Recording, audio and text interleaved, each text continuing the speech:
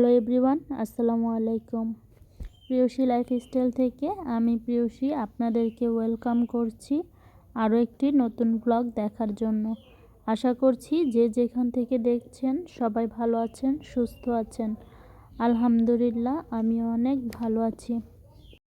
আজকের ব্লগটি শুরু করেছি সন্ধ্যা থেকে। সন্ধেবেলা ছেলেকে নুডলস বানিয়ে দিলাম। এরপরে বেসিংয়ে অনেকগুলো থালা বাসন জমে গিয়েছিল, সেগুলোকে ধুয়ে নিচ্ছি। আমি চেষ্টা করি রাতের বেলায় কিছু কিছু কাজ করে কমিয়ে নিতে, যেন দিনের বেলায় ঝামেলাটা কম হয়। আর রাতের বেলায় কিছু কাজ করে কমিয়ে রাখলে দিনের বেলায় তাড়াতাড়ি রান্নাটা বসিয়ে দেওয়া যায়।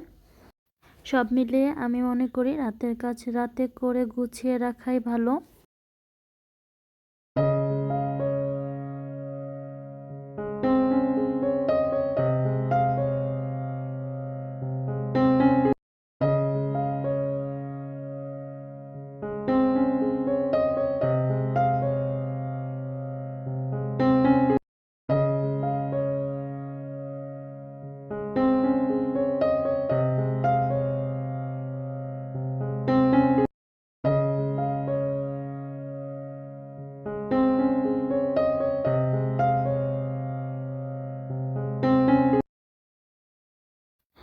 তো এখন হচ্ছে এর পরের দিন দুপুরবেলা রান্না বসিয়েছি।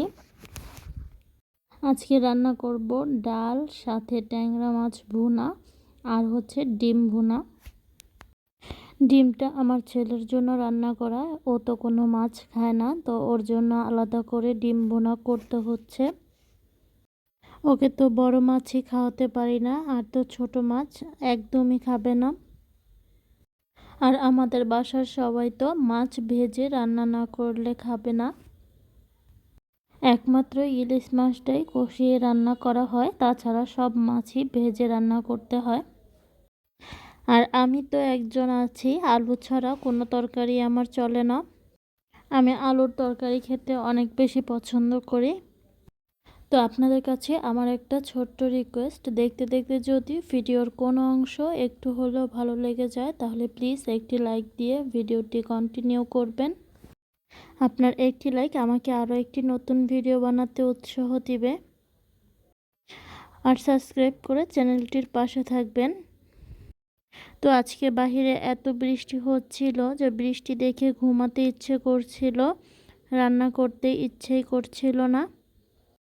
তো রান্না না করে তো আর উপায় নেই, যতই বৃষ্টি থাক আর যাই থাক রান্না করতেই হবে। হয়তো আমরা এই বৃষ্টিতে অনেক ভালোই আছি, কিন্তু অনেক মানুষ আছে যাদের ক্ষতি হচ্ছে এই বৃষ্টির কারণে। বাড়িতে পানি উঠে যাচ্ছে, রাস্তায় পানি ভরে যাচ্ছে। অনেক মানুষ আছে যারা কষ্ট করছে এই বৃষ্টিতে, পানি দিয়ে বন্যা হয়ে গেছে। আমরা যে যেখানে আছি আল্লাহ যেন আমাদের সবাইকে হেফাজত করেন।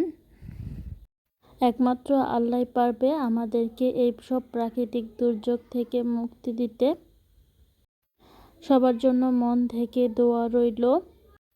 তো আজকের মতো এ পর্যন্তই, দেখা হবে আবার নেক্সট ব্লগে। সে পর্যন্ত সবাই ভালো থাকবেন, সুস্থ থাকবেন। আল্লাহ হাফেজ।